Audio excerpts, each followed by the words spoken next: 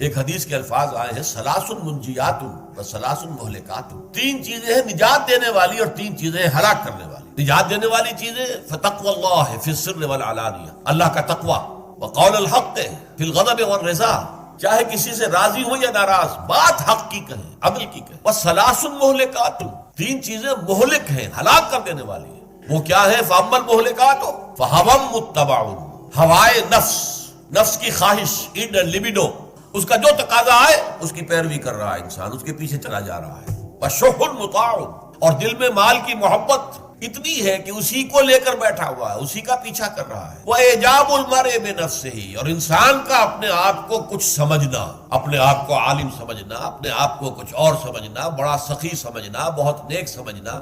एजाबुल मरे बिनफ्सिही वहिय अशद्दुहुन्न, तीनों मुहलिकात में सबसे ज्यादा शदीद ये है, सबसे ज्यादा मुहलिक शय है।